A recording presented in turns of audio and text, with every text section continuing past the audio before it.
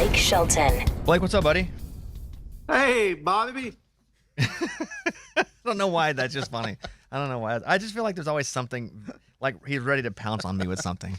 That's not true. I know. I'm beyond that phase of my life. Yeah, I don't believe it. Hey, how many of those animals behind you did you kill? I bought all of these at Cracker Barrel.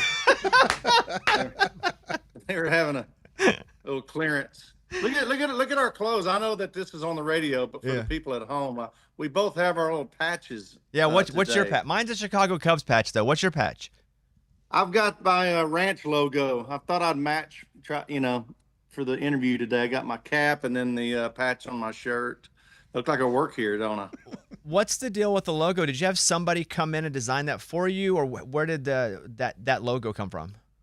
Man, I got a friend that used to do merchandise for me named Joe Borski. He lives there in Nashville. And one year, just as a gift, he made me a box of caps and had somebody draw up this logo. And I loved it so much. That was like 15 years ago, I think. And I just kept it. And now it's like, look, behind me here on the wall, it's everywhere. I want to talk about your Vegas residency. What are you going to do there? I'm going to sing. Well, what's your thing? Like, what's your thing going to be? Like, because these Vegas residency shows are awesome because it's I wouldn't say a small, but it's intimate because you're right on the stage. Like these places are built for amazing, really personal shows. So what are you going to do at yours? Well, we did it earlier this year, pretty much last year, but I think it was February and March. We did a short residency at the Coliseum there at Caesars, and which is where we're going to be doing it again. And it's funny because when I signed on to do it, something in my brain, my mind was like, "Wow, the Coliseum, like it's going to be huge." It sounds so big. I'd never been there before. And then then I found out later, it's like you just said, it's a smaller theater. I don't know how many exactly it holds, maybe 3,000 or 4,000 people. I really don't even know. But I loved it for that reason, because it is more of an intimate performance.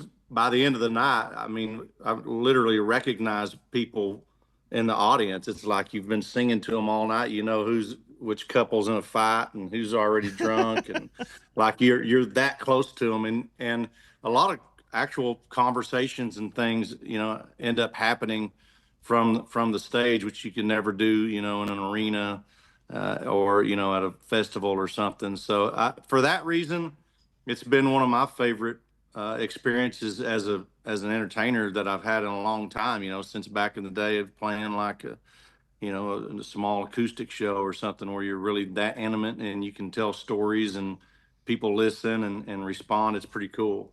So the pre-sale is starting today. 8 shows from January 15th to the 31st. It's a second Las Vegas residency. So starting at 10 a.m. Pacific time today, if you go to ticketmaster.com/Blake Shelton Vegas. Now, these Vegas residencies, like, that's quite the paycheck, right? Yeah, they're pretty good. I mean, just to be totally honest with you, and here's why, Bobby. It's not that you get paid, way more than you would, for whatever else you do, but the fact that that's home base and you're not loading up, 15 trucks every night and going to the next town and buying airplane tickets and hotels, the whole thing, the fact that you can just set up and play at one place over and over again. Artists do better in Vegas. It's a fact. Well, I did 2 nights. I know you're just trying to stir up. I'm not. I did 2 nights at the clickbait. Wynn doing stand up, and the pay was like 2.5 times what I normally make. I was just like, that's was it that, or was it? Well, you probably, when you come in, are you doing stand up, so you're not bringing no overhead, so much production. Yeah. So it wasn't boring. I mean, your answer was kind of boring, but the question wasn't meant to be boring. So yeah, this TV show you're doing, like, what is it? The road you go out. And this is with Taylor Sheridan, who did all the shows that we watch. He's got 100 shows now. So this is like life on the road, that type of thing, in a competition series where artists try to make it? Yeah, it's more about trying to capture the audience in a live performance setting at a place where they have no idea who you are. They've never seen you before. and they're there to see Keith Urban every single night, and they don't know who these artists are that are opening for Keith. And it's the job of these artists to try to capture the attention of these crowds and win the night. You know, people that are there in the building in the moment are the ones that are voting on this competition. And every night is a different venue somewhere across the U.S. And man, it was so fun to film. We've already filmed the entire season, and it was a blast. I think it was a lot harder than any of us thought it would be on the artists, because they're all uh, developed artists. I mean, they're people with experience and that play on the road some, but they're just not necessarily big names, you know. And when you roll into a town and you send out a social media message that says come out and see Keith Urban tonight for free at this bar, you know, you can hear tires squealing before you lay your phone down. You know, people lining up, and when they get there, they don't realize they're going to have to sit through, 12 acts before Keith gets on stage. You know, and that's a tough situation to put them in. So it was a lot of fun to see how they handled that. Who taught you how to play guitar? My uncle Daryl, up in Ada, Oklahoma. He's still there today, kicking around. I've got that very first guitar that he taught me to play guitar on. It's an old Aria, and I still have it now. He was a guy. He knew like probably 7 or 8 chords, like all the common ones that you'd play in country music. He taught me what he knew, and then I kind of took it from there. I didn't take it very much further from there, but a little bit. Do you think had you not gone and been on The Voice, you would still be here in Nashville living full time? No, I had moved to Oklahoma before that.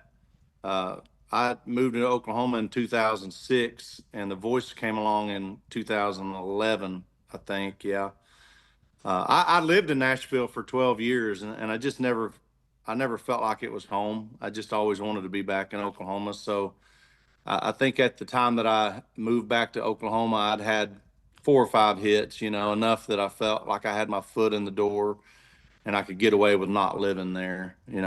What do you do every day? Just now I was mowing, believe it or not, that's why I have on the work shirt.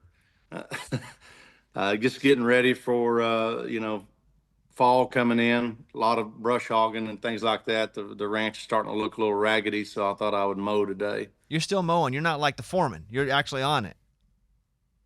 Well, I didn't, trust me, there's plenty of times where I'll go, hey, go out there and mow that. But today I just thought, man, I need to actually contribute around here. So I was actually out there doing it. It's not like I was mowing on like a push mower or something. I had the big tractor out there with a cab and listening to the radio and stuff. So Okay, a couple questions, and this one is meant with full sincerity.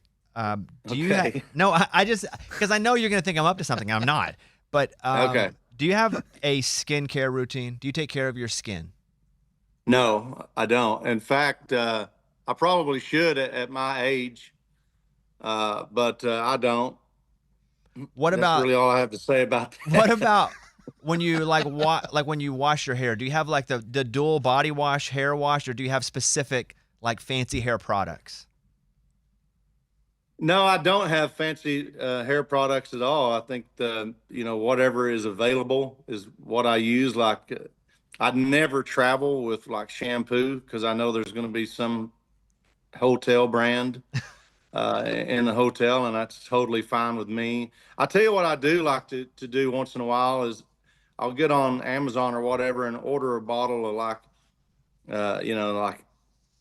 Dinner X or Selsun Blue, whatever they make, because I love that tingly feeling on my head. You ever use any of that stuff, Bobby? Selsun Blue, I haven't even thought about in 15 years. So you've like reintroduced me to what? Yeah. Yeah, If you could, that's because it's probably got stuff in it you should never. yeah, I don't know that. I shouldn't say that, but it tingles. The tingle is hard, yeah. You like the and tingle? it's good. Do you like the smell of Yeah. gas? Yeah.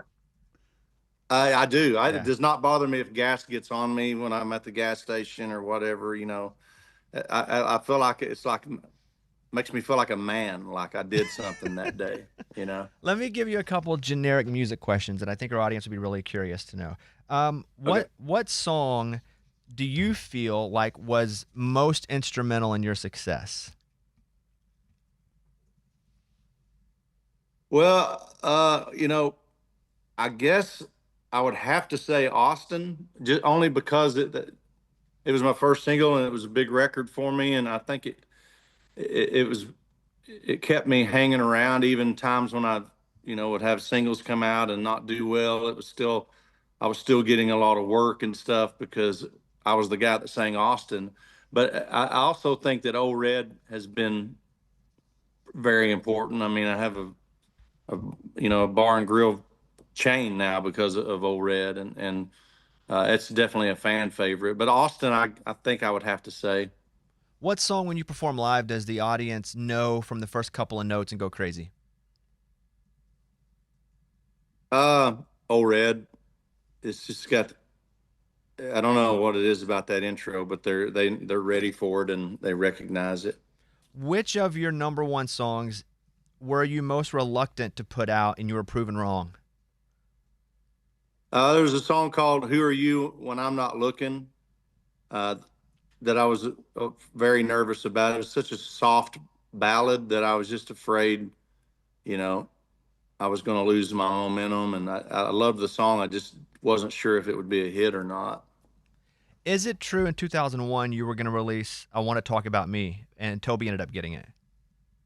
Well, I had recorded, the song was written from Bobby Braddock wrote the song for me because I used to go into the studio when we were working on my first album, and I would always have these stupid raps that I would, make up about whatever that day. And Bobby said, "Oh, you want to sing a rap song? I wrote you a rap."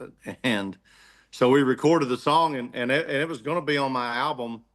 And at the time, I was on Giant Records, and they did some of those focus group testing things. You know about that stuff, Bobby. And it was like they wanted to play like 4 or 5 songs for these groups, and the testing came back that on "I Want to Talk About Me," it was so terrible that they said, not only do we not want this to be a single, but we don't even think you should put it on your album. It's that horrifying of a song. And then, of course, Toby recorded it, and I think had a 2-month #1 record on it. Final Those question. focus groups really nail it. Oh yeah, they sometimes, suck. Bobby. They suck. Yeah. Especially if it's Yeah. anything different.